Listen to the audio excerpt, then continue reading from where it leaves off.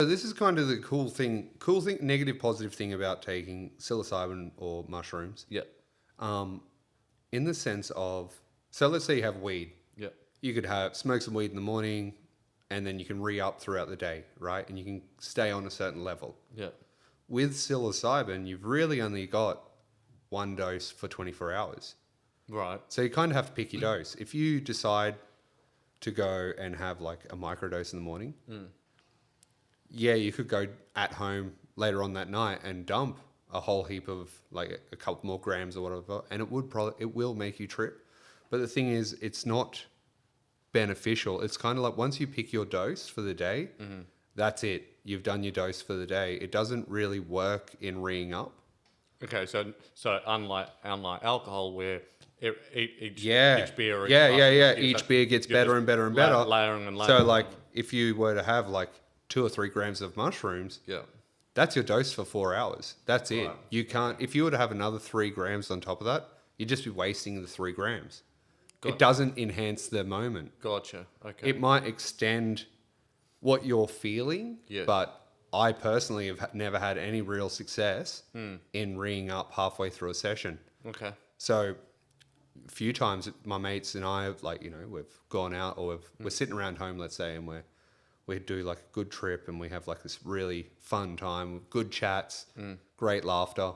And then we've gone, it's 11 o'clock. Let's do another 2 grams. Yeah. It just doesn't work. It doesn't do anything extra. Yeah, because let's say if we've started at like, say, 4 grams. Yeah.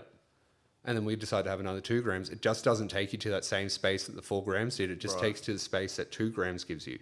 Right. Okay. Does that kind of make sense? It does. I find it very interesting. Yeah. If that's the case, because I'm as you're. So saying that's what that, I'm saying. It's like it's a big waste of time to just end up and a waste of product and. Yeah, correct. You're better off just going to bed. Yeah, sure. And just having a great drink, having a really good sleep. Yeah, right. It's interesting. I can't personally think of another drug that does that because I'm just thinking like Coke, for example. If you have a bump or whatever, and then you can just decide to. That's right. You can just have another bump. A couple of lines. Yeah, that's right. Or MDMA, you can just decide to have another cap or have weed, another bump. Alcohol. Yeah, whatever. It's one of those few, and this is why it is. I believe this is why we call it a medicine. Like it is medicine. Yeah. Like if you take 2 Panadol, taking another 2 Panadol isn't going to make your experience any better, is it? I don't know.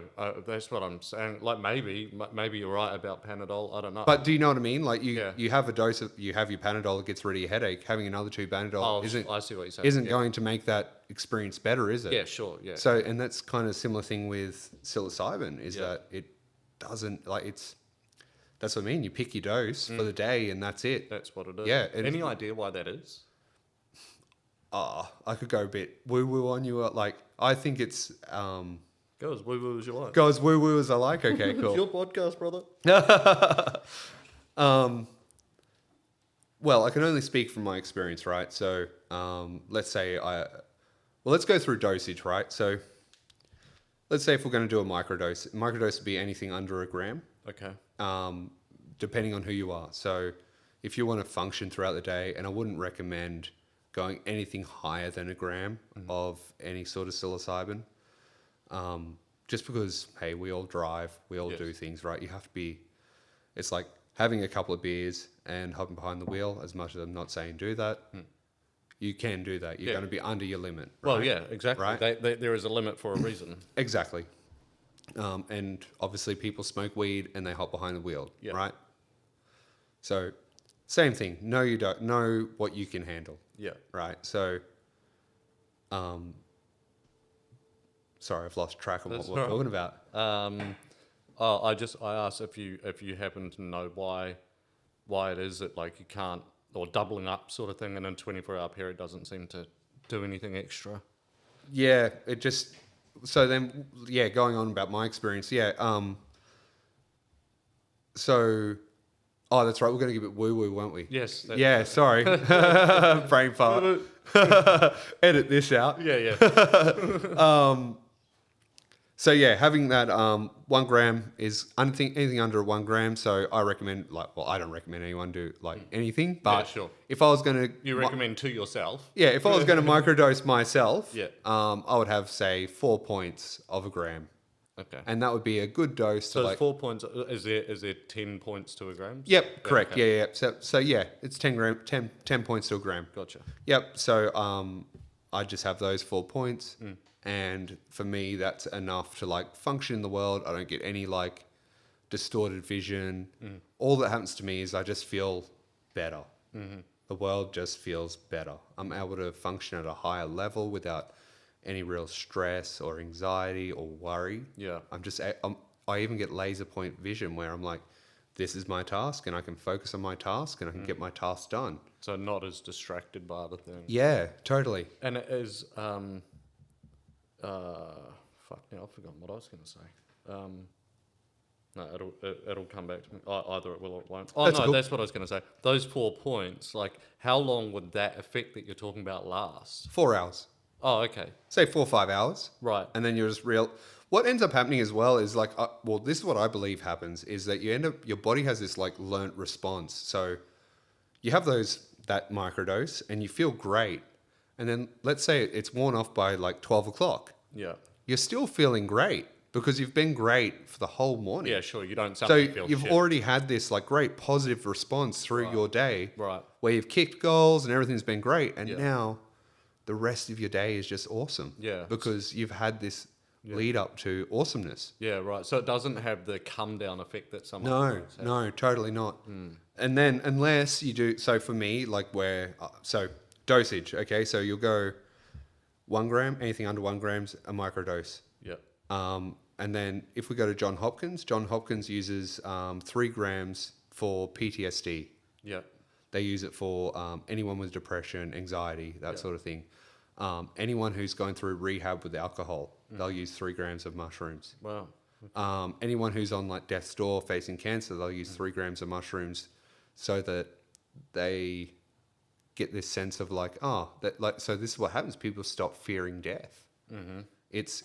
And that's actually like what is the greatest benefit of it is that it's not that like you're going to go jump off bridges and bungee jump and jump, like, you don't scare, like you're not scared of dying. But when you have those higher doses, you start realizing that there's more to this existence, that this existence that we're in isn't the existence. There's actually more to it. Yeah. And there's something else There out are there. other dimensions. Yeah, all of that. Or, hey, let's say Great Spirit, God, Yeah, there is something out there that Right. we are an energetic field. Yeah. So, So what's happening? And if I ask stuff that you don't know the answer to, it's totally fine. totally. I don't know what you do and don't know, but Yeah, totally. what's happening chemically to our brain? Like, if I've never tried it, I've never had it. So not only do I not know about it, I don't even have an experience of it to relate to. But I find it very fascinating, and I know lots of people that have had it. So what's happening to our brain when we have it? Yeah, so serotonin. So if you are on any sort of serotonin inhibitors, they won't allow you to actually experience mushrooms at all. They just won't work. So you get this massive bump of serotonin, which then opens up your just your body or your mind. I don't know the true science of it. Sure. I'm just a psychonaut Yeah. at the end of the day. But yeah, you get this massive dump of serotonin, which is your feel-good hormone. Yeah. So you just feel good. Right. And therefore everything else is just better. Okay. But then also, like, we've all heard of people have bad trips. Yes. Me personally, I haven't had a bad trip. Yeah. Well, that's exactly what's always put me off about the idea of it. Yep. And part of that stems from my older brother, who had a very, very bad drug problem. And Yep. he took a lot of different drugs, including a lot of mushrooms. But whether he was taking far too many or... You know where people fuck up? I don't The know. way people fuck up with mushrooms or fuck up with psilocybin is they combined it with other drugs. Right. Right. So like, hey, let's say we're going to start a night and we're going to have a ceremony. So that's the thing. I'm a holistic lifestyle coach, so that's what I do. And if I was going to hold a ceremony where we're going to do this, set and setting, so we'd be in a nice, comfortable place where we know we're not going to be interrupted. We have music on, very low light. I'll actually go through the room and I'll sage the room. We'll say our prayers. We'll set intentions. We'll write in our diary or journals. what we're trying to achieve from tonight. And let's say we do actually have a couple of beers. So there's no more alcohol than that, like no more than like 2 beers or like a glass of wine, just something to just make you feel, get that GABA response, so you feel good and you're relaxed. Yeah. And then we start moving into the night, and then you'll eat your mushrooms. So the way that we do it is in like chocolate pudding. Nice. So we get the dried. I'm sold. So we get the chocolate. We get the dried mushroom. We grind it up, turn it into a dust. Yeah. Weigh it out to the amount that we want. So in one of those ceremonies, we're going to a hero dose. So hero dose is anything over 5 grams. Right. So is that when it would be considered like an actual trip rather than a microdose? Oh, totally. Okay. Totally. Yep. You are going to touch God. Yeah. Right. Right. So that's the plan. Like the plan is to touch God. Wow. That sounds scary and awesome. I don't Exactly. Know. So this is the thing, right? And this is why I have never had a bad trip. So, set and setting. So we set the you're in a comfortable place, that you're in a safe place. We're not going to be interrupted. We're not, doors are locked. Tables are pushed to the side. There's no like sharp implements in the room. Yeah. You know what I mean? Like if we're going to have a beer before, like we drink the beers and then we clean the tables off, because you can actually feel like when it's coming on, like you feel this burning. I won't say burning. It's more like you feel like it feels like this swirl of energy in your gut, and it slowly rises up through your body. That sounds like indigestion. It does. So and a lot of people feel this feeling of needing to vomit. Oh right. It's very, very common to feel this feeling of needing to vomit. Right. Now that can go in 2 places. So like maybe you do need to purge. Yeah. Purge that bad energy out, and that's totally fine. Most people don't. They just feel like, and they go, ugh, like they might, might have those sort of like feelings, but they don't follow through with it. And then me being the guy who's holding the ceremony, I know like, oh yeah, cool, it's coming on, cool. Clear the room. Water bottles will be out. Like everyone, like another thing I do like to do is have like a fruit platter. Okay. And I'll get to that. Yeah. So yeah, like, and then, so we've all set our intentions. We all know what we're going to do. Cool. That's sweet. We, and then you go, and then once this feeling comes on, and then the coolest thing is like when you start seeing the world in different shades of color. Right. And that's when you know that, okay, cool, it's on. It's taking effect. Yeah. And how long does that normally take from when you've had that chocolate pudding? Yeah. So chocolate pudding. So you've had your chocolate pudding, say half an hour, 45 minutes. And, but you'll start feeling that warm belly sensation generally within that 20 minute to 30 minute. Right. And if you don't get that, sweet. It just means that mushrooms aren't your thing, and it's not going to happen. You've just eaten some mushrooms and... Really? So for some people, they can have it and it doesn't actually do anything. Also, I think mindset. So when I think of like my friend who recently did it, so she split up with a partner and was going through some serious stuff, and I'd been coaching them through their separation. Right.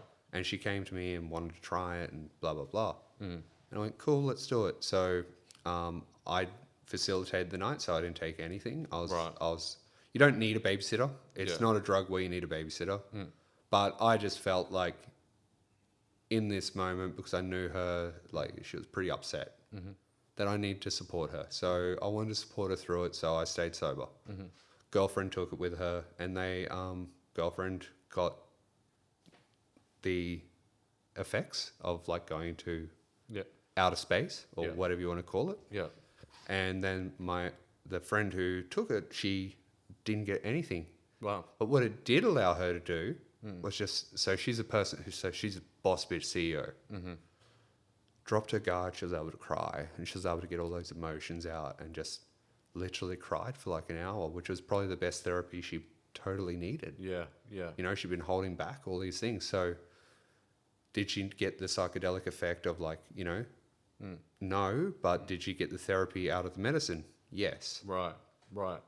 And, so it was still beneficial for her. It just didn't affect her the way that a lot of us would assume. Yeah, exactly. And this is why it's medicine. Yes.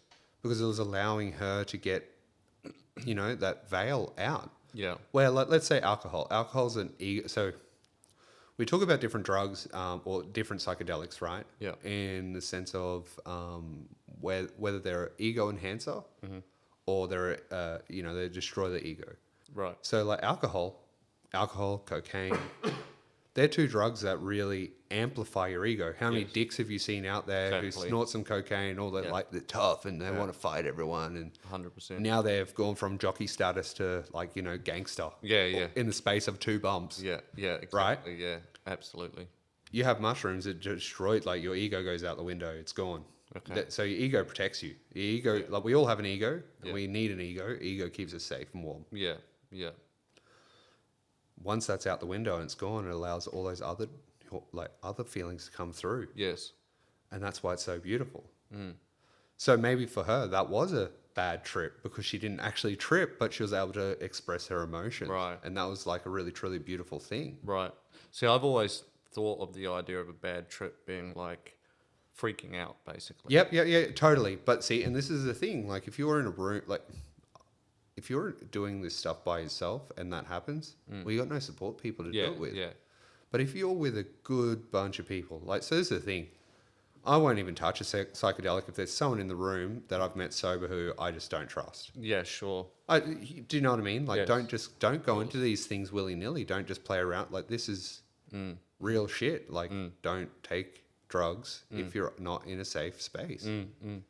True. Exactly. Yeah, 100%. I mean, I think in general, if you don't feel like you're in a safe space, that if you can, you should leave it anyway. But yeah, definitely don't make it worse by taking drugs or too much alcohol or anything like that. Exactly. It's going to affect Exactly. reasoning and You have to deal with your shit. So that's the biggest thing about all this is like it allows you to deal. This is why we set the intentions of what do you want to work through tonight? Yeah, what is the purpose? What is your purpose? Yeah. So it's not necessarily just about let's fucking take a trip and just let's go fuck crazy. it. Hey, and you know what? And you know maybe what? people do, but what you're talking about, that isn't the purpose. But the same. Okay, but I'll be real. Hey, I've totally taken drugs and gone to a nightclub. Yeah, We've all done it. Yeah. Well, I've totally taken mushrooms and gone to a ecstasy nightclub and exists had a great time. Yeah. But it shouldn't be the reason Yes. for doing it. Yes. Like you should really. I just believe that we should respect all substances. Yes. They all have a place. Yeah. We just have to respect them and not just abuse them. Yeah. Like you think of all our legal substances like alcohol. Like how many alcoholics do we have? Oh, exactly. Because it's legal, and an alcoholic can just go get a bottle of scotch. And if you don't mind, Speaking of, have you had Spey River? no, I haven't. It's one of my favourites that I have on here. I've had it a lot. Would you like a glass? Fucking oath. Let's go. It's called Chats with Whiskey, not Chats with Cup of Tea. Thank you. Yeah, it's a good one. I put a little bit of water in mine. Look, I'm going to agree with that one. Oh, however you have it, however you like. I'm pretty sure there's still ice out the back if you want it. No, mate. I prefer it with water than with ice. Cheers. Cheers, mate. Thank you very much for being here. No, thank you. Appreciate it. Yeah, it's certainly interesting stuff. To someone like myself who doesn't have experience in that, yeah, I wonder any idea why it's illegal. Like, so the layman's response to that is, well, because it's a drug. No, why is it classified as an illegal drug? Any idea? Because it sounds like it's not, if used properly and if used in sort of safe dosages, it sounds like it's not, like it shouldn't be illegal. Well, so I'm going to give you the history lesson of why That's it's illegal. what I want. Yeah, cool. So during the 60s, which was the first era of our psychedelic revolution, we're currently in the third. We're in the third revolution of the psychedelic era, which is it's a revamp. Like we're coming, like you look at the world and how we've changed. Like we've got legalized marijuana in places, and and that's a psychedelic. Yeah, and it's medicinally legal here. 100%, totally. And excuse me. You're right. I need to get the there's a button that you can get that podcasts that have money have, and they have It's called the cough button, but you use it. Oh, and yeah. and it just mutes the microphone Yeah, yeah, while you cool. burp or you cough. Well, that's or why I said whatever it is. excuse me. Yeah, yeah. Anyway, I've got the edit button, so that's as good as it gets. cool. So during that 60s flower power revolution, blah, Yeah. blah, blah, that was during the Vietnam War as well, and Reagan administration. So, Who started the war on drugs? correct. So, exactly. And the thing is that we have, us in the West, we adopt the best Yeah, from all of our leading countries, whether it's England, USA, Germany, blah, blah, blah, right? And then us in the South Pacific just go, oh, yeah, cool, they're cool laws. Let's just follow those because it makes sense. yeah, Or our allies go, you must follow these laws because we can't have, yeah, drugs in your country and blah, blah, blah. Yeah. So what you got to remember as well is during that era, we were sending boys off to Vietnam, yes, conscripted. yeah, Conscription was a thing in that era. yeah, So if you were taking psychedelic drugs and you're going, well, fuck you, establishment, we don't want to be there anymore. We don't want to be a part of your bullshit. We don't want to go to another country and fight a war that we don't see a point to fighting. Then the government decided to make all those drugs illegal and made them all Class A drugs. Right. So they're all listed under the same scope as heroin, which we all know is a terrible drug that destroys a lot of people. exactly. I mean, heroin, I think, and ice, which also known as meth or as P in New Zealand, like lots of different names, but it's meth. Fucking shocking. Yeah, it destroys a lot of It lives. destroys lives. Yeah. So, sadly, because any mind-altering substance that gives you independence, they took away from the populace, and that's why the Reagan administration brought on that war against drugs and created that bill, Yeah. which is, I think it's called the class. If we Google it, I'd be able to tell you. But anyway, which like lists all those heavy Class A drugs, Right. which has LSD in it, which has heroin, which has Yeah. So, but the thing is, so this is the interesting thing. The first thing on that act actually says that it is an addictive substance. None of these drugs are addictive. Yeah. Well, that's right. See, so, and this is the thing, even heroin Yeah. actually isn't addictive. Okay. Alcohol's addictive. Yeah. Tobacco's addictive. Yeah. White sugar's addictive. Yeah. Caffeine's addictive. And they're all legal substances. Yeah. But yet all these illegal substances that they claim are addictive, they're not actually addictive. So what about heroin makes people addicted then? What people get addicted to when they're on heroin, I know I've sidetracked, is imagine if you've got chronic pain. Yeah. And so heroin's an opiate, yeah? Now, let's say you take your opiates and you lose your pain and you feel fucking amazing. You're like, cool, I can function. Well, then don't we all, as people of this world, we always like to push the boundaries? Yeah. Like having one more beer and then until we get wasted. Yeah. So that's where I believe, like with a heroin addict or junkie, they've just pushed the boundaries to that level of, well, because smoking opium or back in the day would take you to the dragon. Like it is a psychedelic. Yeah. So if you can put a needle in your arm and take some heroin and go to this, you lose your pain, you lose your inabilities, it cuts the ego out and you're able to, escape this world for 4 or 5 hours. That's what they're chasing. Right. So and as it's called, chasing the dragon. Correct. Yeah. Yeah.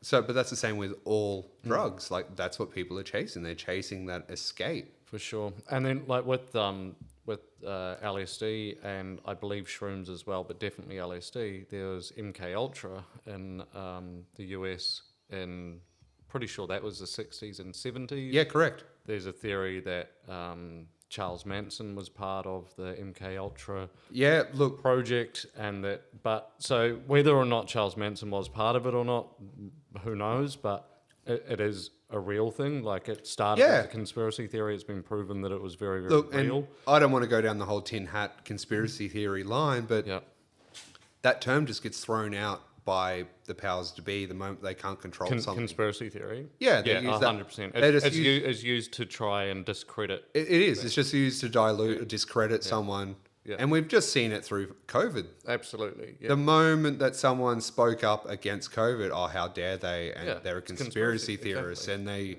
wear tin hats and they do this. we've all seen this with I think COVID was like such an awakening for everyone. I see it as I see COVID as such a blessing. It was the biggest cock up of world government out there. I don't mean to get onto COVID. I know Right. Doesn't we can talk about all sorts of things. no, but it's just it was such a world cock up. Like they got shot. They've got their pants down, and then they had to follow a line. Yeah. And you just saw that, like The thing that really shitted me was that there was a narrative that just kept getting repeated, and basically, if you didn't fall into line and you didn't also repeat that narrative and also buy into that same rhetoric, basically. Yeah. If you didn't also buy into that and do that, not only were you a conspiracy theorist and were you outcasted, but I mean, you would lose your job. You would lose Totally. your ability to go to a restaurant or a Totally. cafe or a pub or to a sports game, whatever it might be. Like, you were literally punished and outcasted. we literally went into an apartheid. Yeah. You're either vaccinated or unvaccinated. Yeah. Like, And then people on Facebook and stuff putting those fucking little logos. Yeah. around, I'm vaccinated because I care. Well, good on you. so I remember I put the one up. But I'm not happy about it. Well, I put the And one I on. won't be getting a booster. No. And don't do it. No fucking way will I get a So booster.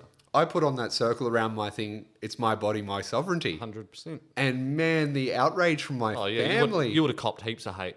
Oh. I copped hate from my family for being, because I was like, I don't want to get vaccinated, and just that I would cop hate for. But because I've got a small business, it was at a You're point where forced. the government was like, well, you have to. So what? But then they try and claim, no, you've got a choice. How the fuck is that a choice? How's that a choice? That's right. You can choose to shut down your business. That's not a choice. That's not a choice. That's bullshit. Yeah. You can either starve. Yeah. Or you can have this magic vaccination. Exactly. We have no idea what's in it. We don't there is no way of, if you get an injury or anything, that you can sue anyone thanks to the 86 vaccination laws. So, and I know that there's still some members of my family that think that it's irresponsible and stupid that I got those first two, but that I refuse to get any boosters. And so I'm like, I don't care. But this is, but honestly, you view this however you want. I'm viewing it however I want. I'm not hating on you for getting jabbed 10 times or whatever it ended up being. Don't hate on me for choosing to only do it twice. yeah, why would you put a drug into your body that you don't choose to put in your body? Exactly. Especially considering we know very well that COVID is nowhere near as deadly as what it was being sold to us all as being. And if you still think it is that bad for generally healthy people, then you're totally mistaken. That's it. Totally. Like, if you are genuinely eating healthy, getting enough sunlight, exercising, doing all the things, Yeah. if you get something, it's not going to be that bad. Yeah. If you get it. Yeah. You know that when this episode goes on YouTube, that the YouTube algorithms are going to shit themselves. 'Cause we've said COVID and vaccination and stuff multiple times. Let's just cut that bit out a bit. Well, yeah, it might not get a lot of views because they might pull it back. But anyway, we'll see. Watch this space. I don't want you to get shadow banned. So if you want to cut all that conversation out, you're more than No, welcome I'm not to. cutting out any of it. No. But it's real, but Yeah, like exactly. you can't. I've never felt so. My business got destroyed during COVID. So at that time, I'd finished my training as a holistic lifestyle coach in America, come back, blah blah blah. Then COVID strikes, and I was doing really well. So I'd actually retired myself from construction at that point, and I'd actually started my own business. Yeah. And I was doing really well. I was making more money, and I was helping people, and I was doing all these, I was very fulfilled. My cup was very full, and I felt very good. You know, I was providing for my family. I was creating a lifestyle, blah, blah, blah. COVID hit. Well, now I can't see people. Yeah, exactly. And I can't be a holistic coach. I can't, to go and put a screen between me and someone else and having to Zoom conversations with them and help them through their problems in life, just didn't work. Yeah. And then also at that time as well, I was working as a personal trainer as well. So that's kind of how I would pick my clients. I'd go help them as a personal trainer, Right. get them into fitness and health, and then we work on their psychology, spirituality, all that sort of stuff, and get them into that holy trinity of what holistic health is. Gotcha. So holistic health is getting that physical body right, and then we work on your mental body, and then we work on your spiritual body, and having all three of those things working synergistically and holistically together. Yeah. So to be holistic means everything. Yeah, right. Okay. So discovering everything about someone and working out what every challenge is in their life and how we can mentor someone through those challenges. And it's actually, me personally, I find it quite sexy in that sense. Like you get to really know someone. Yeah, sure. Like you think of your doctor. Your doctor sees you for 5 minutes, prescribes you a drug and whatever, and goes, Next. "Yep, you've got this. Yeah. Here you go." Or here's your ultrasound. Go get this checked. Yeah, exactly. You know, like you're a car, essentially. You've got a suspension problem, so go see the suspension guy. Do you know what I mean? Like that's how the medical system sees a human. They break you up into these little parts. For sure. From my understanding, part of the reason that they do that and that our time that we get to spend with doctors. Good whiskey. Oh, good. I'm pleased you liked it. The time that we get to spend with GPs in particular is so short is because they are stretched so thin. Like there's not enough GPs, and so they can't spend as much time one-on-one as maybe even they would like to. But also their bills and their overheads are ridiculous. So they've got to pump out the customers. Let's be honest, man. Each one they're getting, whatever they get, $100 or whatever it is. But a lot of people think that GPs and stuff earn shitloads of money. Most of them don't. They earn enough, but not shitloads. But let's be honest. Have you got over $500,000 worth of uni fees that you got to pay back? No, I do not. And I don't But either. that's intentional. 100%. Same. I did a trade. So like I'm a carpenter. So, but what I'm trying to say is they've gone to school and studied. Yeah. And they have a lifespan as a doctor. Like it's Yes. not, like, let's say if they specialize as a surgeon, Yes. by the time they're in their like 50s, their hands are going to be shaking Exactly, and they can't be using a scalpel anymore. Exactly. So- it's got a limited lifespan. 100%. So they have to charge what they have to charge because they also are entitled to have a good life. Yes, that's right. And they've put the hard, like, not everyone can be a doctor. So they've put the hard work in to study and earn what they've earned. Like, I have nothing against doctors. No. We need them. Yeah. Hey, if I'm in a car crash on my way home, please Yeah. do whatever you need to do to put me back together again. Exactly. Go for gold. Exactly. But do you have to prescribe this fucking injection for this Yeah. makeshift flu? Well, yeah, exactly. Do you get what I'm saying? I Hey, do. Yeah, I do. And it came out, that injection came out rather quickly. And, I've heard that... Well, what I thought was quite interesting. So, if you think of when we all shut down, right, and we had that break, blah, blah, blah. Australia and New Zealand did really, really well. Yeah. And we were like almost at zero, like wasn't spreading, blah, blah, blah. That year, I went to a music festival, unmasked, like let's go party, summer. And then all of a sudden, after that music festival, it was like, oh, we have a 2-week lockdown. There was a super spreader amount, like cell or whatever, blah, blah, blah. Yeah. Right? Oh, now the vaccination's out. Oh, we've got to get vaccinated. Yeah. You know what I mean? It just kind of just fell into place perfectly the way they had planned it. 100%. Yeah, it was a tough time for everybody, really, vaccinated or not. And whether, because so much of it was out of our control, and business certainly struggled. Lots of 100%. businesses, mine really struggled, managed to survive, but not very well. Yeah. But, You paid the bills. You put food on your own table. Well, I had to go into some debt as well to not go under, and that debt is still there. But I'm not complaining because I was able to actually still. Well, and survive. also you're a Kiwi, so you don't have the same like rights and entitlements that we have as Australians. No, not at all. Like, I mean, if you're a Kiwi in Australia, you could be from any country, really. Absolutely. It Doesn't really matter. Basically, if you're No, that's not right. an Australian, then 100%. you're But a foreigner, it's the role basically. reverse. But if I go to New Zealand, I get everything. 100% straight away. It's wild. Well, very quickly. You can even get unemployment benefit like within 6 months. 6 or something. months. That's You right. could live here as a Kiwi for your entire life and never Get nothing. Never. No. But I don't But also, I don't want it. I don't want no, any of that totally. stuff. But that's why. But this is what I'm trying to get We're at. just purely pointing out the facts. That's Well, I'm what just it- pointing out the facts as well. Like you've started a business in this country, and I employ Australians. and you employ Australians. Yeah. Like you I actually, don't employ any Kiwis. yeah, like you're actually helping this country prosper. You're paying taxes. You're doing all the good things. And yeah, it's wild to be punished, isn't it? Yeah, I mean it is. I guess I love it how I'm interviewing you now. Yeah, yeah, yeah. Well, and that's totally fine too. I mean, that's the whole thing. It's not really an interview anyway. It's just a chat, and chats are meant to be back and forth. But yeah, I used to. I suppose I used to struggle with it more than because I've been here about 14 odd years. I used to struggle with it more than what I do these days. I've just kind of accepted it, and also I don't need government.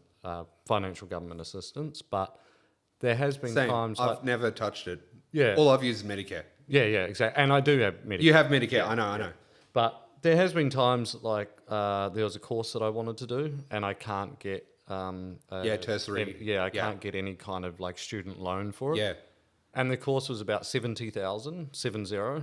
So I was like, well, there is no way that I'm getting a personal loan for that much to do the course. So I was like, I could go back home, like back to New Zealand and do it. I was like, no, I don't want to do that either. So at that stage, I was kind of like, well, this is a bit shit. Like I live here and I pay taxes and stuff, and they're going to get their money back. That's right. Like it doesn't make You're not a lot of sense. You're not going to escape back to New Zealand. Yeah, yeah. Like you've set up a shop. Yeah, that's right. Home, exactly. Yeah, it should really be means tested. got a mortgage and all that sort of thing. So. It should be means tested. Yeah. Like you tick these boxes. You've got a mortgage. Yeah. You've got this. You've invested in Australia. So why shouldn't we give something back? Well, and it's not even really giving it. Like No, it's a loan. that's You know right. It's a what I mean? loan. That's Yeah. right. You're going to pay it back. But what I'm saying is like you've invested in this land to pay taxes. Yes. A lot of taxes because you employ people as well. So you've got Yes. payroll tax as well. Yes. And then to get no benefit, no reward, no it's not even a reward. Like we said, it's a debt. So Yeah. do you know what I mean? Yeah. Exactly. Just to be given that same right, I guess. Exactly. So things like that I think are a bit unfair, if in my honest opinion. But I already know that there are people, hopefully not people that watch this, but there are lots of people out there who are like, oh, if you don't fucking like it, go home, cunt. Or, fuck off. Like, Australia is not full. Look, you are in Queensland, so it's quite possible. Oh, yeah.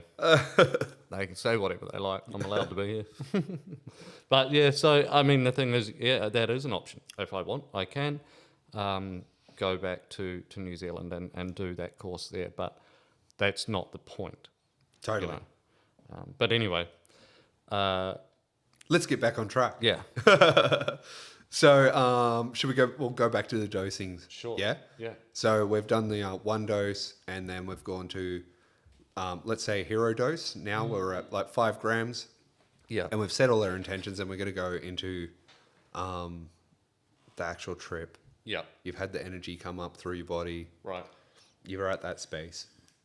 Now, unlike other drugs, with mushrooms, the seat that you are in is the most comfortable place you ever want to be. I remember this time me and my girlfriend did mushrooms together, and we're on the most she was renting with a flatmate. This couch was like, you would sit on it sober and it was uncomfortable. Yeah. But that couch was seriously the most comfortable fucking thing we've ever sat in our whole entire lives. We're like just there blissing out. Yeah.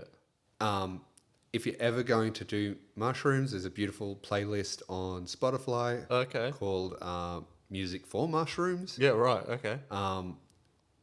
It is unreal, and it takes you through the jungle, and you're cruising down rivers, and there's chanting. Oh, so it's not like a Pink Floyd playlist? No. It's because I'm a huge Pink Floyd fan. And I always kind of envision that one day if I ever do mushrooms, because I listen to Pink Floyd anyway all the time, but I always kind of envision if I ever do mushrooms, I'll put on Dark Side of the Moon or something. But you totally can. So, hey, my girlfriend's a massive Fleetwood Mac fan, right? Yeah. So we'll always start the night with the Mac on, Yeah. and she'll and she has a great voice. She has a beautiful voice. And I remember this one time, she's like, I'm in the band. Yeah, yeah.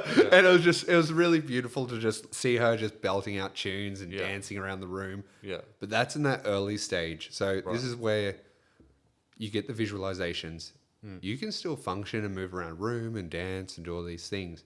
But there just comes a point where you're just drawn to just sit down. And the moment you sit down, you sink into your chair, close your eyes, and whatever music you're listening to takes you on that journey. You get different shapes, or you. Most recent trip that we did. So I like to do my ceremonies on full moons, Okay. and the most recent one I did was on the last full moon, where it was just us two in our room, at our home, sorry, and we'll listen out, blah blah blah, listening to this music. And for me, have you ever seen Avatar: Last Airbender? Was that the first ever? Yep. Yeah, I have. And you know Izuku, how he's from the Flame Nation? Look, I saw it when it first came out. Yeah, I know. I'm taking you back down Yeah. memory road when It you're was a long fucking time good ago. movie, though. I want to watch it again, actually. I'd forgotten about it. It's such a good movie. So, if you think of the Flame Nation and their armor and like how they embody dragons and things like Yeah. that, I went to the toilet and I'm like, seriously, I just felt like this Chinese warrior, Really? right? And I was like breathing out pink, Wow. like I was like making this kind of angry face in the mirror, and I was just like pink, like steam was coming out of my nose. Wow. So also like, because I do energy healing, so like I can move my energy around my body quite easily, and like if I'm massaging someone or doing whatever, I can like manipulate their energy and do things. But this one night I just felt really like in this like real fire element and just really fiery, and I felt like I was wearing like scale mail armor. Wow. And I don't know if I was having some sort of like past life Yeah, right. vision of like maybe I was a Chinese warrior once upon a time. Maybe you're Who one knows? of those clay warriors. Maybe, I don't know. Yeah. I don't know. Like we don't know. Sure. But anything is possible. Yes. And this is the cool thing about mushrooms and any psychedelic is that they blow open your auric field. So anything that you're going to receive from the universe can be received from the universe. Right. It's really quite, they're a powerful drug. So anyway, I've gone to the toilet, I'm looking in the mirror, and like I'm seeing this, and I'm like, wow, this is wild. Anyway, I've gone back out to the couch, and my girlfriend's gone, who are you? Your face looks so different. Really? Wow. So, and this is... So she could see it too. Yeah, and this is what is really wild about mushrooms, right? And this is what I love doing with like 4 or 5 different people in the room. Yeah. You seem to have this shared experience Okay. where you can all see. So this is the thing too, and we always do this debrief afterwards, like the next day. So everyone stays over, sleep, blah blah blah. Wake up next morning, we'll have breakfast, and we'll debrief and talk about this. And everyone has such a similar vision of what has happened, Wow. which is wild. That is wild. Like my experience, I believe, is my experience. But then when Yeah. they're saying what they've seen Yeah. You can in relate. their, and we can relate. So Yeah. like, and it's not just like relating. It's like this bottle of water was like an inch different. Like that's how close to reality it is to each other. It's wild. Wow. So yeah, she's like, you look Asian. What have you done? And I haven't said anything to her. That's crazy. I haven't said anything to like alter her perception at all. I've just Shit. walked back into the room and she's like, you look Asian. I'm like, okay, cool. Wow. Like, I just took it in, received Yeah. it, went cool. And then I remember her like holding my hand and like I have my eyes closed. I'm listening to this music and I'm like thinking to myself, where she's holding me, I'm going to make this really hot. Right. So I started, I thought of like this point of my arm, like it was like a blacksmith's forge. Mm-hmm. And I was breathing fire and energy into it. And she goes, oh, I'm like, what's up, babe? And she's like, your arm is just unbearably hot to touch. I can't touch it. It's too hot. It's so hot. Fucking hell. And I was like, that was my moment where I was like, whoa, this shit is like really quite powerful. And like, Yeah. also, I'm not going to lie, I had 7 grams, which is like That's a quite massive, it's a massive amount of like mushroom to take. Like it's a massive, massive dose. Yeah. So I was like, whoa, I've like tapped into something. I was like, this is really, really cool. Like tapped into something within myself. Yeah. So I've come out of the bathroom as like this Chinese dragon warrior, and now I'm like breathing hot energy into my arm, and she can't touch it. This is cool. What else can I do? So anyway, there was a candle, and this is very woo-woo and like dumb, but I had my eyes closed, and she's just like watching this candle, and I could hear the candle. You know when a candle like goes, so I'm just doing my thing, tripping out, breathing, and so the candle's in a glass jar, can't be altered. Right. Like wind can't touch it and blow it out. Right. This is the thing, and it's probably, I don't know, 4 meters away from me. And I'm just doing this thing where I'm like breathing and pulling and pushing. And she reckons the flame was like going bigger, smaller, and moving left and right. Bigger, smaller, left and right. She was on shrooms as well? Yeah, she was. So this is the thing too. Like, and this is the thing, right? So was she just hallucinating it? Yeah, well, like if she's seeing your hands do whatever you're Correct. doing, So maybe she then going like, that would make the flame do that. Maybe. You know what I mean? Totally. And 100%. I'm not trying to poo-poo No. what you're saying. No. And this is my brain does the exact same thing. I poo-poo it myself because I'm like, nah, that's bullshit. Yeah. Right. But her experience. But maybe it's not bullshit. Her experience is her experience. This is where I'd love to have a GoPro in the room while we're doing this. Yeah, exactly. That's actually, like, because the camera can't lie. Exactly. The camera's not on shrooms. Exactly. And I would love to do that and see what the experience actually is. Yeah, exactly. And then, you watch it back and you're like, there wasn't even a candle there. What the fuck? The candle blew out ages ago. What are you guys on? Yeah. That'd be different if you're both seeing that the candle's still burning. And Yeah, totally. Yeah. So, totally. That's definitely something that I want to do. And, see if we can capture some. So that's an experience that I'm talking to her about. Like, right. Let's try and capture some of these moments and see what we can come up with. Yeah. It could be a fun thing to watch back as well because I mean I don't know. I'll be real, man. It'd be pretty boring because all you're doing is like laying on your couch just blissing out. Yeah. There's not a lot going on. Right. So most of what's going on is it's all in your head, man. Like, so it's actually, this is the kind of cool thing about mushrooms as well. Like, you can be in the deepest trip ever and you open your eyes and you're like, oh, this is reality. Okay, I'm going back there. And you just close your eyes and you're back there, wherever you left off. But as a therapy for me, when I did that, when my intention was life path, am I doing the right thing with my career? Yeah. Blah, blah, blah. And in that, setting that intention and like saying that mantra to myself, because this thing, you can still actively say your mantras in your mind. Yeah. And I had two very profound sort of trips that kind of, I believe, line up in what I was trying to get out of it. So I want to go into this world and help people. I want to educate people, and I just believe like whatever I have, you can have. Right. And if I've got a veggie patch full of vegetables, I want you to eat at my vegetable. I want you to have some. I want you to like take what you need. Don't take more than what you need. Just take what you need. I'm very much like that. If I'm not saying that I'm just going to go, here's $20. Sure. But I'm saying like, if you need $20, here's $20, man. You don't need to pay us back. It's all good. Like, right. If you need that, take it. Do you know what I mean? Don't ask unless you really need it. Like, do you know what I mean? I think we should give. Anyway, so I did this trip and I envisioned myself like, there was this velvet, like beautiful blue velvet, and I had all these like rubies and jewels and all these, like, I don't know who the people were, but they were people. But they were obviously, I felt very warm towards these people. Like, they were people who I knew and friends, family, whatever. And I just said to them, take what you need. If you need these jewels, take them. Take what you need. Yeah. And the kind of just, it really lined up with my values and what I was trying to get out of the, like, to see if I was on the right path. And then there was another place where, let's say the music changed and now we're in like this jungle sort of feel. And there was like these willows, like this big willow, like elven foresty tree houses. And all my people were like living comfortably in these houses. And that's something that I really believe in, is like community. And if we can provide a place where everyone can just live happily and together as a community, why shouldn't we give that? Yeah.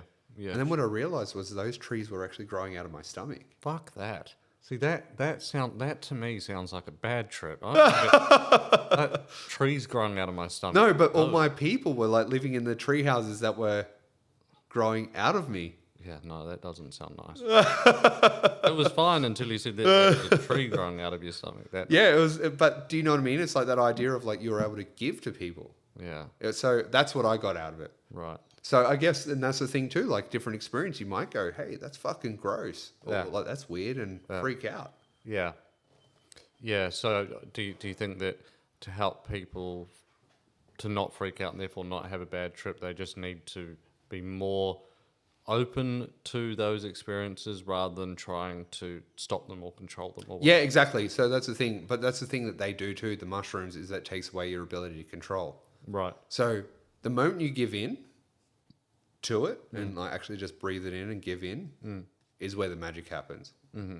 There's like this, and this is that thing of like the energy coming up. Like if you try and fight that, it's I've never fought it, but I imagine it would go pear-shaped, or it could go pear-shaped, or you might vomit.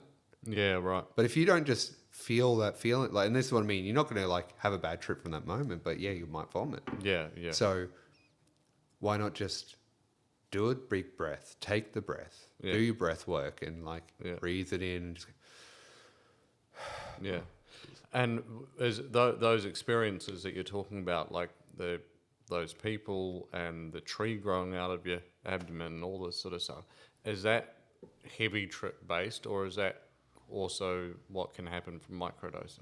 No, it won't happen while you microdose. Right. I've never had an experience like that where never had a visualization on a microdose. Like I said, it's like having one beer. One beer isn't going to break the world or make you like a world beater. Yeah. But it just makes you feel good.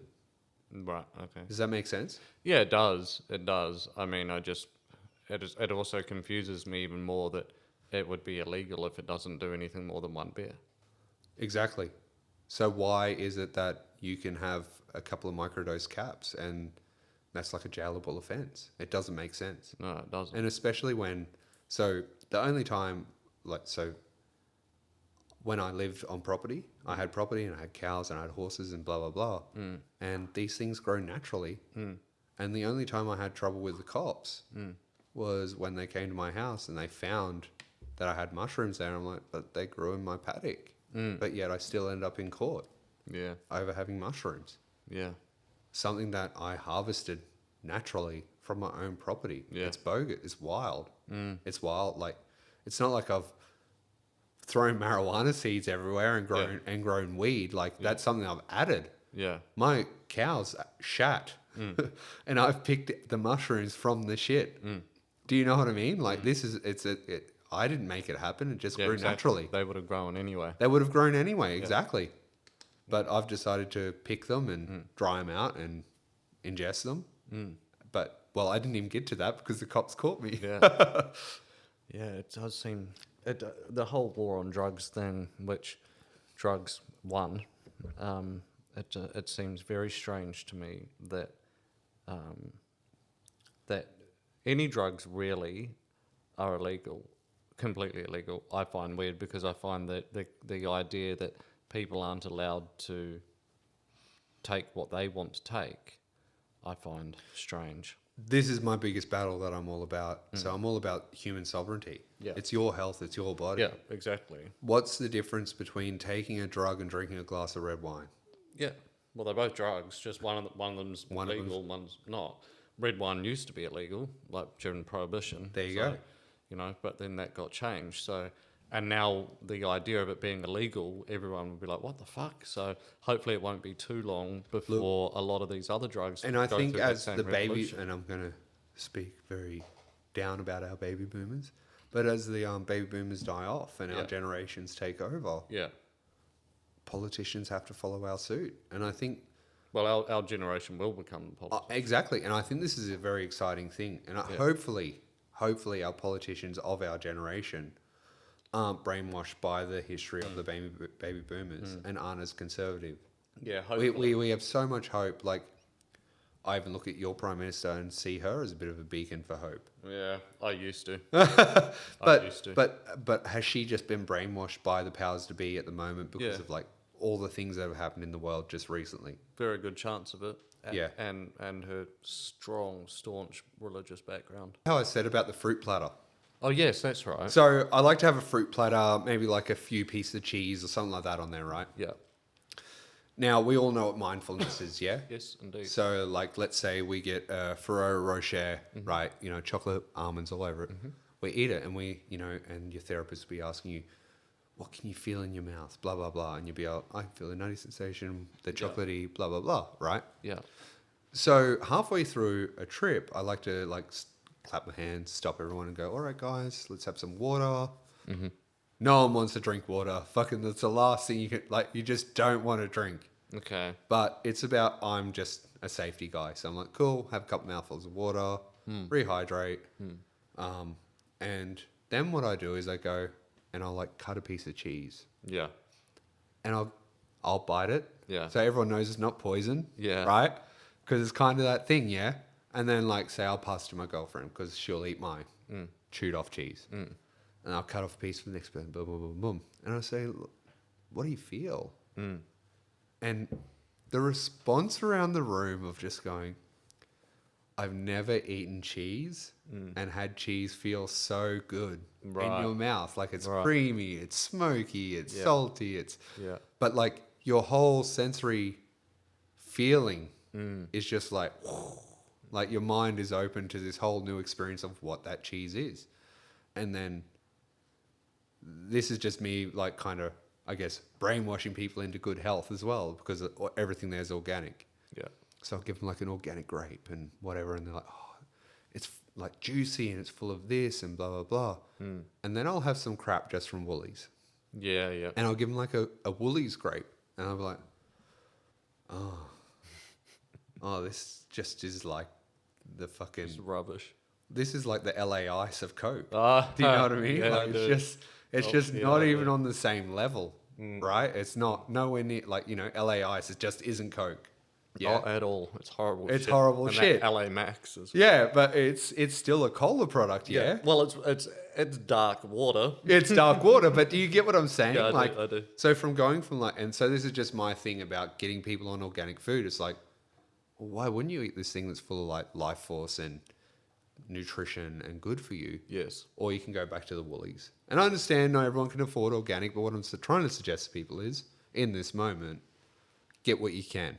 Yeah. You don't have to become completely organic and ethically slaughtered and blah, blah, blah. Yeah, yeah. But you can actually feel and taste the difference.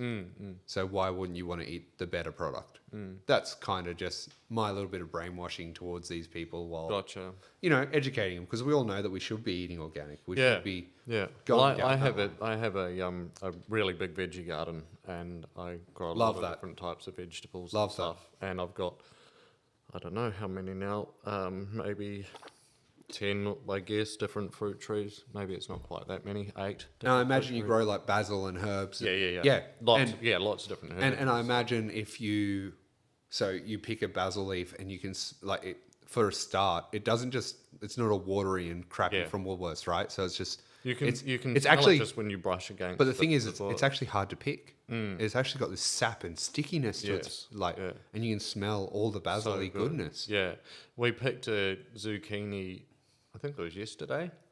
It was bigger than a wine bottle. So my missus took a photo of it, and it's fatter and taller than a wine bottle. Just fucking stupid. Yeah. Out of control. We're like, what the fuck? That's the biggest zucchini in the world. And I bet you it was a delicious eating zucchini when you ate it. So we haven't eaten it yet, but we're like, that doesn't need to stay on there any longer. No, So- totally. But we're going to be making I think we decided on just making a vegetarian lasagna to use up that, and I've got heaps of beetroot and just various But things. see how beautiful that is. We're not vegetarian, but it's No, nice but to the eat thing is, vegetarian you're eating from your own garden. yeah, we try to a lot. and- We try to with every meal put something in, And how much better does it feel? and you can taste the difference It tastes different. It absolutely. actually tastes because I don't use any pesticides. perfect.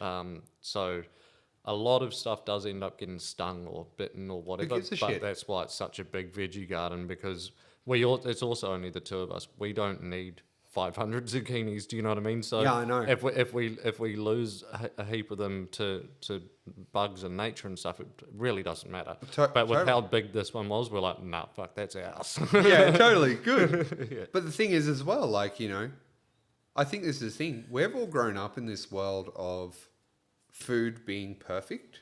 And Yeah. we're so used to seeing a lettuce leaf with no holes in it. Yes. When actual fact, what we should be going is, well, that's fucking wrong. Why hasn't there been a caterpillar? Well, that's eaten right. that? We should be looking at and saying like, why does that look genetically modified? Why does that look perfect? Yes, it Like, shouldn't be. All the apples shouldn't be the exact same size. no, and the exact exactly. same color. Exactly. And that's kind of, we've all been brainwashed to thinking that this is normal when Yeah. actually is so far from normal. Yeah. One of the things that I don't know if it started with this, but it was one of the first things that I learnt when it came to that normalization of genetically modified or even not modified, but genetically perfect, so to speak, Yeah. is carrots. Yep. So I grow a lot of carrots as well. They're pretty much all purple. Yep. Because the inside of them is still orange. Orange. but the Yeah, skin yeah, is totally. purple.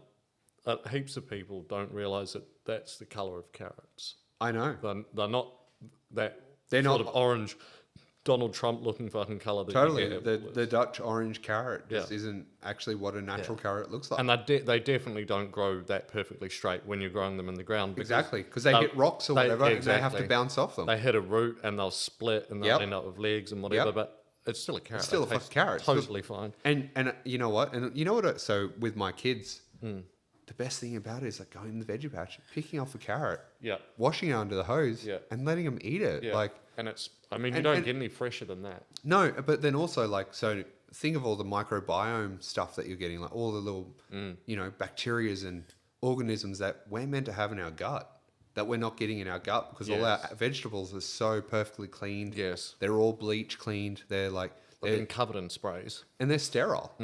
So how can we not have gut problems? Because we're never introducing bacteria into our body. Yeah, that's right. Sorry, I'm just going down my whole holistic path now. But that's good. I mean, you are a holistic health life. Yeah, life coach. Yeah. So how did you get into that? Can you tell? Yeah, totally. So as we do, we marry someone and we do our thing and we go down our path. So long story short, I've recently divorced in the last couple of years, and I was with that person for 17 years, and you know I was quite young when I got married, and you're under your own ideals, and a lot of us are under the ideals of our parents, Yes. and the influence of our parents. So Yes. I had so this is the thing, like through doing my own healing like work, I've realized where my pitfalls were. Right. But the thing is, at 19, I was never going to know what my pitfalls were because you have to have that period of time to be able to reflect back on and see what you've learned. Yeah. At the time, it was great. You know, I really did marry the right person because we lasted 17 years. Yeah. She was the right person for those 17 years. Or, Totally. But like also, like I also think, like, let's be real, not many relationships make it to 17 years. No, exactly. So I feel like we were very successful in our marriage and our relationship. But unfortunately, what happened for me, or I won't say unfortunate, what actually happened is you have your failures and what doesn't work in a relationship. Yeah. We went to marriage counselling, that sort of thing. And she said, you know, I've got a really great boyfriend. I don't have a really great husband. And I went, okay. Still referring to you, or was Yeah, she saying she had a boyfriend? No, referring to me, okay. like as I'm a really great boyfriend, Right. but I wasn't a really great husband. Gotcha. And the things that she needed as a husband. Yeah. So in doing that, I went, all right, cool. Well, I'll go do some work and blah, blah, blah, and become the husband that you need. Yeah. So I took that. I didn't take offense to it. I went, cool. Okay, here's an opportunity to grow. Yeah. Let's grow from it. Yeah. Anyway, so I went in. I was very lucky that I had a psychologist, or I don't know if that's their correct title, but they were definitely a family counselling Right. person. And they pointed me in the direction of this other person, and I went and spoke with them and told them my story and blah, blah, blah. And they went, all right, cool. Well, I can see that you know, want to grow, like you'll want to do the work. Yeah. And I started working with them, and then in doing that healing work, I realized, I actually have a lot more to give. Yeah. So then I went, cool. I went over to America and I studied holistic lifestyle practitioner. Right. And I went and did that and came back to Australia after that. And in doing all that healing work, so that was about 2 months I spent in America doing that study. And when was that? That was 2017. Okay. Went back, came back, and I was, straight away that husband that she needed. Okay. But in doing that work, what I then realized was that I had outgrown that relationship. Yeah. So maybe she was no longer the wife that you needed. Exactly. Yeah. Exactly. And sadly, so that just kind of, and we didn't separate on bad terms. It's just like kind of that realization that, hey, I'm on a different path to what you're on. Like so for her, she just wanted the money, the security, the white picket fence. I realized that I need a lot of freedom and I want to help people and I want to give a lot of time to people. And not, cool. But also find that balance of like giving time to my family, my kids and all that sort of stuff, which I still do. Yeah. Was it during that time that you sort of learnt about the benefits of mushrooms, or was that something that you already had? So during that journey into America, I went to Costa Rica, and the actual big groundbreaking moment for me was I went and did ayahuasca. So, yeah, right. That would have been fucking a real eye-opener. Yeah, so... Wow. Is it legal to do it there? Yeah, it's part of their religion. It's what they... So that Costa Rica's like right on the border of the Amazonian River and forest. So, yeah, it's... That's part of their thing. You go to a village and you... Because I know that, like, the name and all that sort of stuff. I don't know, is ayahuasca its own plant or is it a derivative from... Two plants. Two plants. So it's a vine. Yeah. And then it's a leafy vine. And they're both... So the thing with all psychedelics, so whether it's mushrooms, acid, DMT, blah, blah, blah, ayahuasca, San Pedro, all of these things, they're all based on that DMT strain. Yeah. Right? So our brains make DMT. It gets released generally when we die or when we're born. Yeah. We've all know those stories from all the millions of other podcasts, blah, blah, blah. Yes. So what ayahuasca does, where like, let's say if we were to smoke DMT and it takes us into the stratus, like, I'm in the Millennium Falcon and I'm like buzzing through super space and I get to the entities and I see the entities and then you come back to your chair. So it's quite fast. DMT is, yeah. So DMT is about a 15-minute. Oh, right. But it's full on for those 15. Yeah, it's like way too, like, so it's like Neo learning Kung Fu, in like 15 minutes. It's just way too much information that you can't download. Wow. You have more of an experience of going, oh, there's the things that I was going to touch, and then boom, I'm back in my chair and going, oh, okay, it's all over. Wow. And then, but you can't get back there. Wow. Does that, like, it's wild. Yeah. So, and you said seeing the entities. See, that's right up my alley. So, do you mean like alien entities? So the thing for me, it wasn't like, and this is the thing, everyone's different, but for me, it was just like this omnipresence, this glowing figure.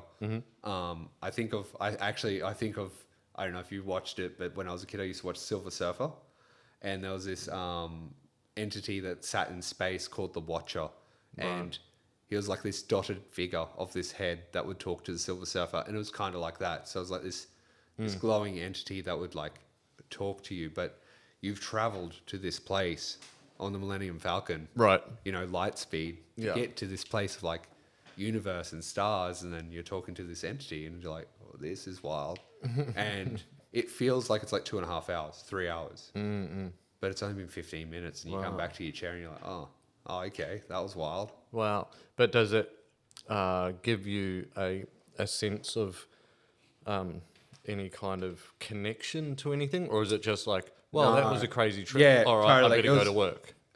You won't work afterwards. It'll take about 10 hours before you you calm down and you have to have a sleep, and then you're fine to get on with your day. Okay. It's something that you don't want to function in life afterwards, because there's a lot of download and you're left with a lot of questions that it's great when you do that one. Like, say if you're going to do DMT, it's a really great thing to do with a group of people. Right. because you have people, and you each take their turn, Yeah. because then you can share and download and discuss afterwards. Yeah. That's something you definitely need you need someone to babysit. Yeah. Right. So the problem with DMT is a lot of people who have passed away on it, people do die taking drugs. Yeah. Right, let's be real. So what are you going to die from with DMT? Is it? You forget to breathe. Oh, that's not good. It's not good, yes. That's not So not recommended. that's kind of the thing. So it's that, making sure that you've got someone there to help you, like, hey man, breathe. And you can hear them. Yeah. Okay. Yeah. Like, it's not that you can't hear them. You can hear them. And it's like, See, that would instantly put me off that taps into my like, well, that sounds fucking dangerous. and it is. But everything is. Yeah, This is the difference between someone who's doing it for therapy and a psychonaut. Yeah, I consider myself a psychonaut. Take me on any journey. Let's have a crack. gotcha. Right. And So have you you've always been into? I'm just a risk taker. Okay. Do you know what I mean? And I think the thing is, once you've tapped into psychedelics, you realize, and it's not that I'm trying to kill myself. Don't get me wrong. I'm not willing to like die, but I don't fear death. Doesn't mean I put myself in dangerous situations. Hell no.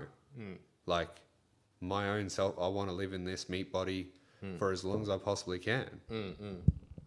But when it comes to those sort of things, yeah, let's have a crack. Yeah. So okay, so Going you're back in to Costa ayahuasca. Rica, Yeah. and you're doing ayahuasca. So yeah, ayahuasca is a vine and a leaf, and Yeah. they make this big pot of like black soup, and you'll be in this big, like, to put it in like, I guess, Aussie sense, it's like this big deck, Yep. right? You've got this big deck, shade over it. You're in the jungle. You can hear all the animals around you. Like, you're in a village, and there's a big jug. Oh, it's a big like cooking pot of this stuff they've brewed up, and you have the ayahuasca. I can't think of the exact word, but let's say they're shamans. They're going around, they're chanting, they're doing the thing, they're setting the intention. So the exact same thing I do in my room with setting the intention. Yeah. They're saying all the prayers. Part of the ceremony. So the thing with also when you're going to do something like a psychedelic, so in this shaman space, they talk about how your auric field is blown open. So you understand the idea of you have your own aura. Yes. So your aura is kind of like this closed energy field that stops other entities coming in there, Okay. right? So now if we're going to blast a big gap in it, Yeah. there's a possibility for entities to come in. Right. So this is the belief in the space, and this is why they sage and they smoke, and you set the good intentions, and you say the prayers so that, the entities, not saying that they're bad or good or whatever, but nothing attaches to you while you're on your journey. That you're going in peace, and that there's no need for you to have an entity attached to A you. bad entity. Either or. Okay.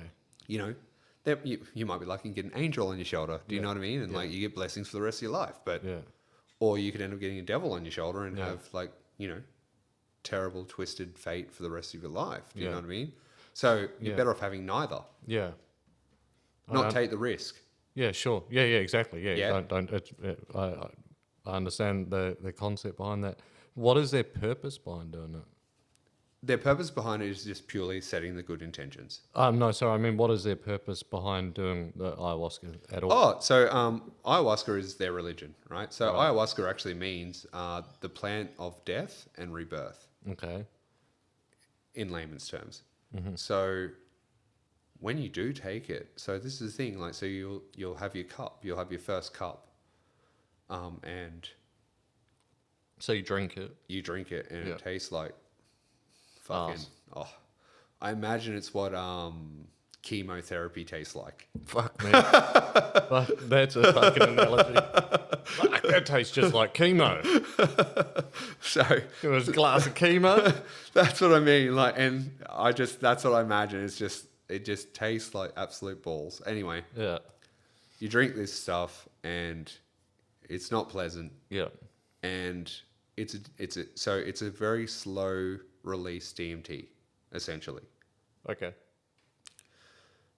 And within, like, say, half an hour, you're purging, and that's when you know it's coming on. Now the purge as well is, the shamans will tell you that it's about your purging your darkness, your anything that has to come up. Let it come up, and you let it come up.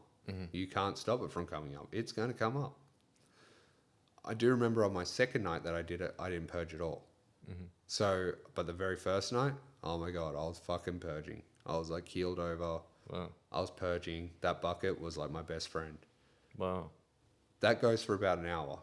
And then then I was on my mattress or bed, and I was just going down this river of like childhood trauma, and it's all that's like, so all those things, and and then this voice, they say it's Mother Ayahuasca, right? So this goddess just talking to me, and I was able to ask her questions and get responses, and what is my purpose, blah blah blah, and your purpose is this, and that was what then led me on the journey of realizing that I didn't need to be with my partner anymore, that I could be my own sovereign person, right?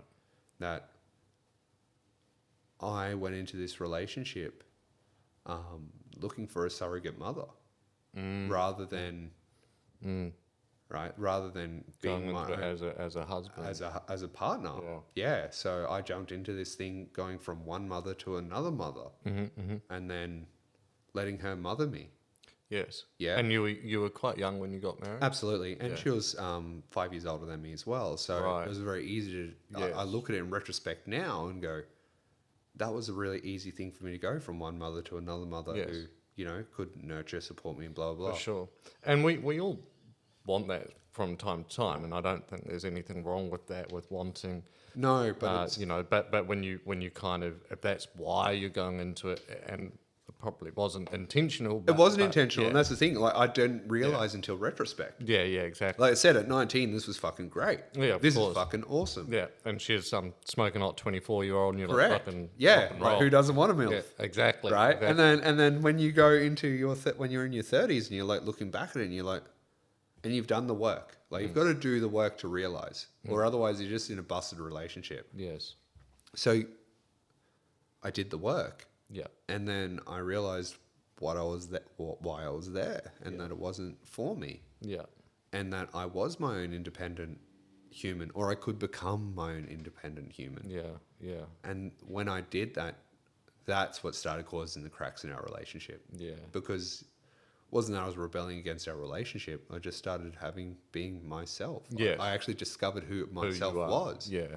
Which I think is like the greatest journey of all. Well, it's a very important thing for people to do, and a lot of people never end up doing it. Totally. But I also think that it's a journey that doesn't have an end other than death. Do you know what I mean? Like, totally. Well, people can end it. They can choose to no longer keep exploring who they are, and to no longer keep questioning who they are and challenging who they are and all that sort of stuff. They can choose to do that, but if you choose not to, then you actually always evolve.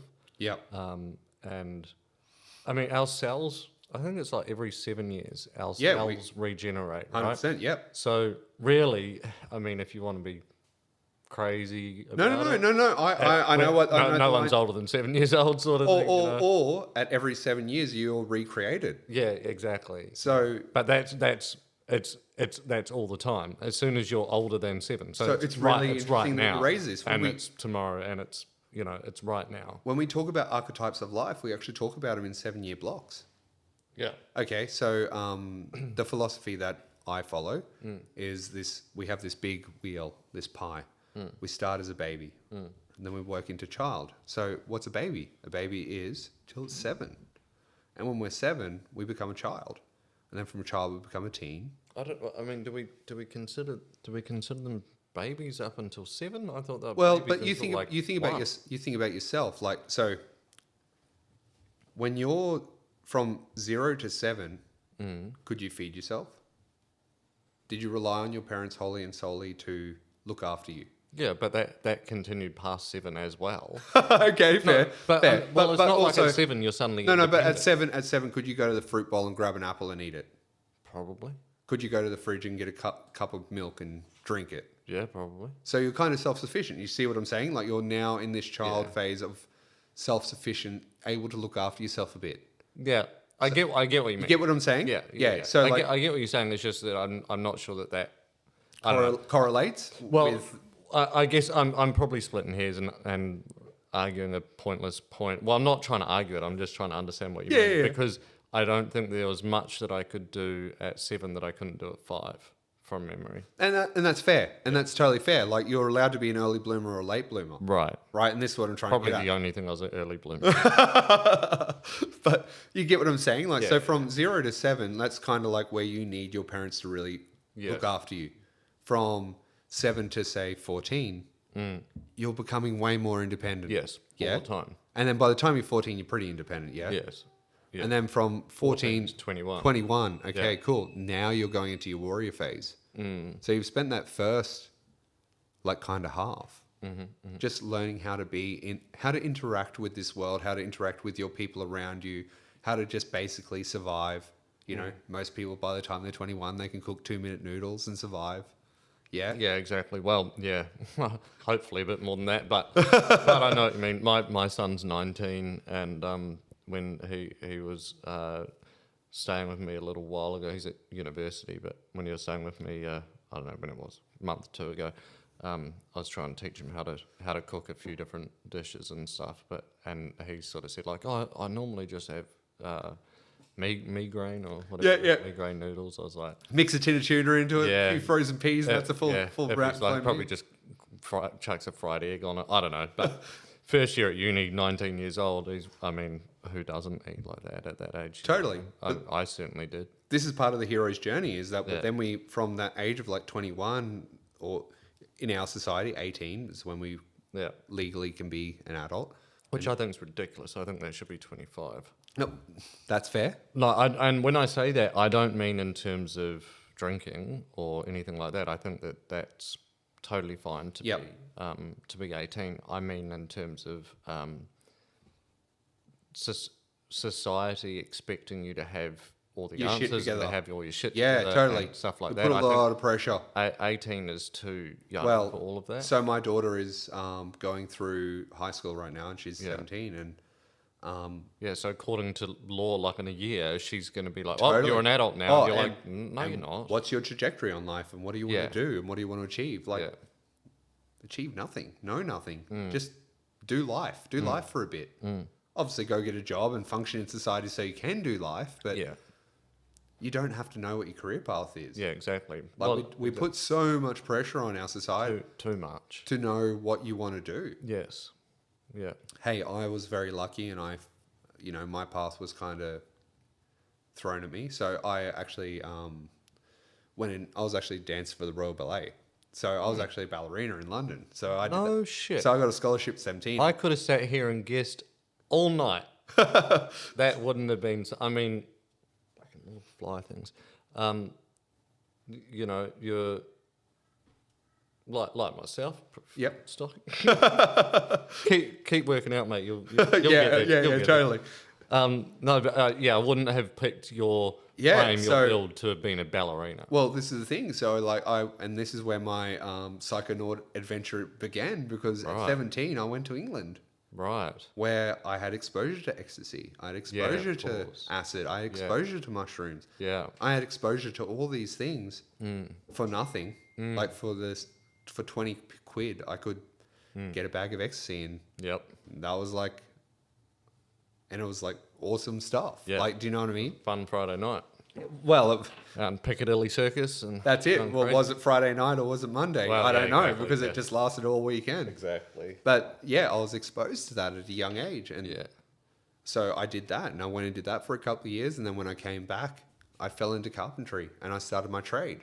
That's quite the change, isn't it? From ballerina to carpentry. Did Look, you tell the boys on site that you? No, were, I held that way. I hold that one away until now, when I'm obviously. Yeah. But yeah, like there were a few guys who I did tell, like, hey, I've just, because in doing that, it kind of set me up for, like, I made a bit of money while I was ballerinaing. So that's good. When I came back, because it was the John Howard era, I was able to get a loan and buy a house. So I bought my first house at 19 with my partner. Fuck. Cheers to that. Cheers. Oh, you gotta spice. I've got nothing, but Oh. anyway, I'll pretend. I'm not gonna charge cheers nothing. I can cheers your water, or you can pour yourself one. I'm not cheersing nothing, man. You gotta match me at least a little bit here. No, you only have what you want, but I will cheers the water if you'd prefer. No. We'll go the scotch. Let's do it. What's our time? I have no idea. Out of interest, not that it matters, but I'm just curious. Cheers. Cheers. Here's to you. Cheers to the government not controlling us for the rest of our lives. Yeah, exactly. Let us have some sovereignty and some choice. I think that's really just my point. It's like I think that You want a choice. You want freedom. You Yeah. want your own autonomy.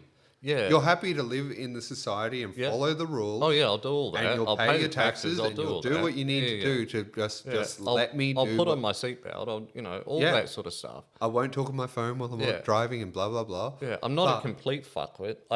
No. I just don't. You want to be able to be a little bit of a fuckwit when you want to be a little bit of a fuckwit. Well, yeah. That isn't going to impede on other people. Yeah, exactly. I mean, it could Correct. be looked at. Well, sort of. I think it's more just that if I don't want the government to say to people, "This is how you must save for your retirement," and that's that. And people are like, "Well, yeah, okay, I hear you, but I've got another idea." No.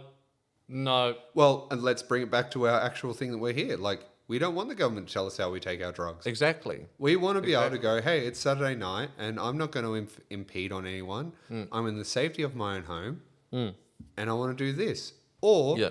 I want to go to a nightclub. I want to take some MDMA. I want to have a great night. Yeah. I'm not going to impede on anyone. I'm going to Exactly. hop in an Uber at the end of the night and I'm going to sleep in my own bed. I'm Yeah. not going to hop behind a wheel. Yeah. Exactly. If you do hop behind the wheel, there are plenty of laws out Well, there. that's right. To, That's the to, thing. to There's- prosecute you the- for being a fuckwit. Those laws already exist, but this is the thing. Again, the government said no. If you want to have a bit of a tipple, then you can have this wine or this beer or these spirits Correct. or cider. You know Yeah, what I mean? yeah. Basically, you can have this alcohol, and then there's a lot of people. Obviously, I'm not one of them, but there are a lot of people like, oh no, I don't like alcohol, but I still want to have an unwind. No.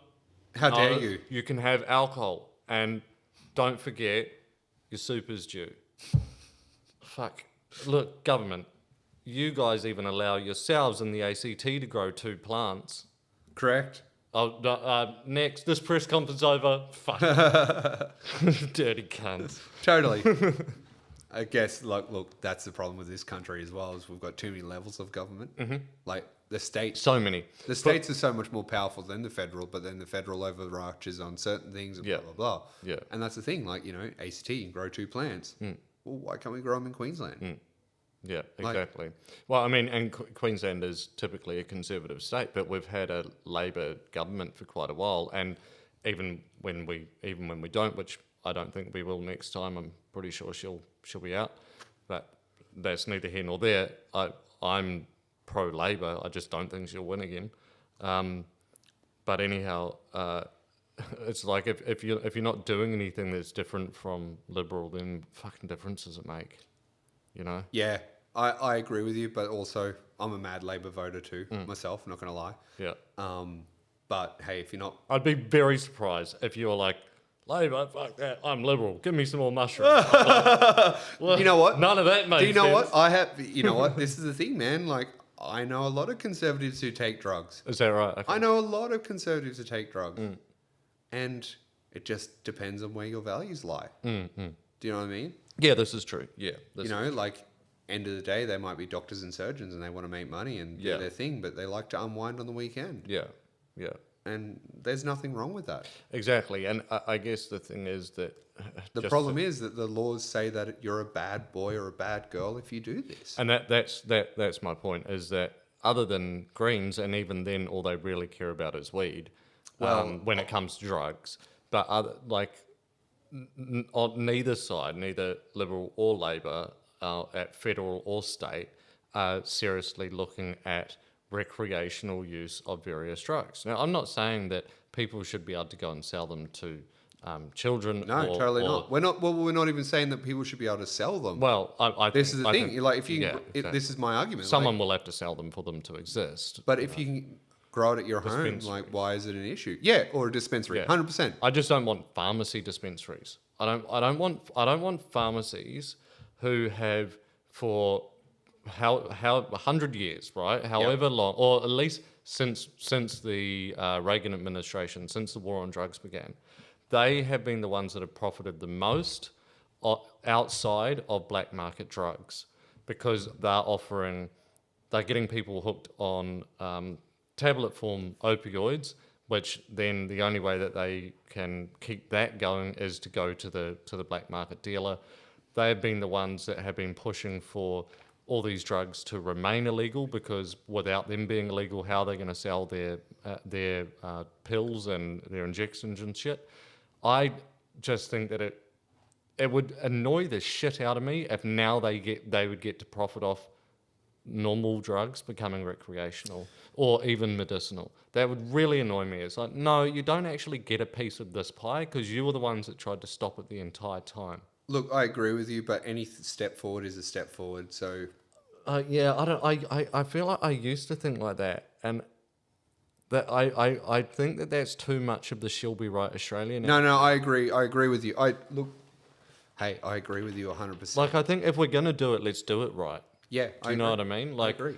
rather than I don't know. It's kind of like if the headmaster or the teacher or something is kind of going like, well, you can have a 20-minute lunch break, and people are going, well, better than none. It's like, no, that's not better than none. No, we're not accepting a 20-minute lunch break. We want a 1-hour lunch break because we're humans. Do you know what I mean? And then everyone's like, no, don't, because then they won't give us any. Yes, they will. We're negotiating. We're negotiating. They've already said at least 20-minute lunch break. This is a negotiation now. Exactly. So this is where I don't really agree that like. No, I agree with you. Like at least if it's in a pharmacy, at least it's still been done. It's like no, because they'll never let. Yeah, go of what that you're control. saying is it's the control. Yeah. So what you're saying is like us the ants should be standing up to the and saying like no, we're not actually okay with that with your version of it. Like no, we want it to be recreational. Yeah.